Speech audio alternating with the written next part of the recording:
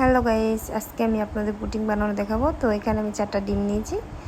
1 litre দুধে 4টা ডিম দেব। তো আমি চুলায় গরম পানি বসিয়ে দিলাম, সিরকা বানাবো। তো সিরকা বানানোর জন্য গরম পানি লাগবে আর লাগবে চিনি। তো চিনি দিয়ে সিরকাটা বানিয়ে নিচ্ছি। সিরকাটা হতে হতে আমি ডিমগুলো ফেটে নিচ্ছি।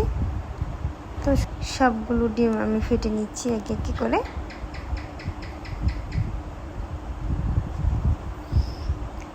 তো আপনারা কাঁটা চামচ দিয়েও ফেটতে পারেন, বা এইরকম একটি কি বলে এটাকে, ঘুটনি বা অন্য কিছু সাহায্য ফেটে নিতে পারেন। তো আমি হালকা একটু চিনি দিয়ে দিলাম ডিমের ভিতরে।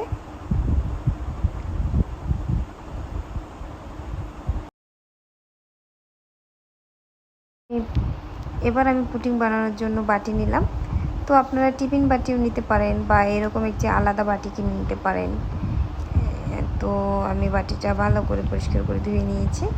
তো আমার সিরকাটা বানানো হয়ে গেছে, দেখুন লালচে লালচে ভাব চলে আসছে। আপনারা চাইলে আরও বেশি গাঢ় কালার করতে পারেন। তো আমার এরকম কালার ভালো লাগে দেখে আমি এরকম করি নামিয়ে নিলাম সিরকাটা। তো সিরকাটা আমি বাটির ভিতরে ঢেলে দিলাম। তো বাটিটা আমি ভালো করে ঘুরিয়ে নেব যাতে সব চারপাশে ভালো করে লাগে।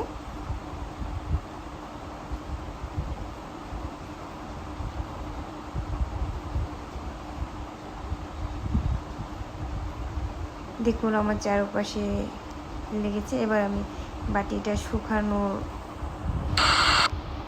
শুকানোর জন্য অপেক্ষা করতেছি, আর এই ফাঁকে আমি দুধটা ফেটে নেব।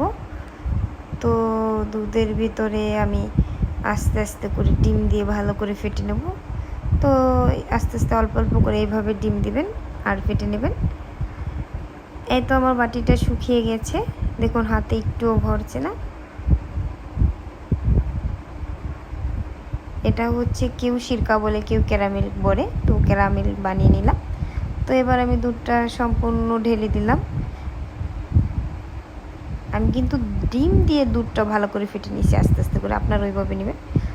তো আমি চুলায় একটা কড়াই দিলাম, কড়াইয়ের ভিতরে বাটিটা বসিয়ে দিলাম।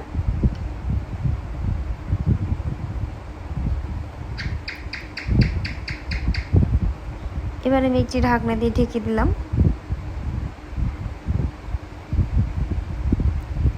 এবার আমি কড়াইয়ের চারপাশে পানি দিয়ে দেব। আগে পানি দিয়ে বাটিটা রাখবেন না, তাহলে বাটির ভিতরে পানি ঢুকে যাবে। তাই খালি কড়াই চুলায় দিয়ে বাটি বসিয়ে তারপর পানি দেব। এভাবে আমি অল্প অল্প করে পানি দিয়ে দিলাম। বাটির অর্ধাবধি পানি দিবেন, যাতে যে বাটিটা না ডুবে যায়। দেখুন আমি অর্ধেক পর্যন্ত পানি দিয়েছি। এবার উপরে একটি ভাঁড় দিতে হবে। তো আমি একটি পুঁতা দিয়ে ভাঁড় দিলাম। এবার চুলার হিট আমি বাড়িয়ে দিলাম, পুরো হাই হিটে দিয়ে দিলাম। এই দেখুন বলক ছুটে গিয়েছে। তো আমার পুডিংটা আমি ঢেলে ফেলেছি, আপনাদের ঢালানোটা দেখাতে পারিনি। তো আমি ঠান্ডা করার জন্য ফ্রিজে রেখে দিলাম। পুডিংটা বানাতে আমার আধা ঘন্টা লেগেছিল। তো টাটা, বাই বাই। লাইক দিবেন, কোন পাশে থাকবেন।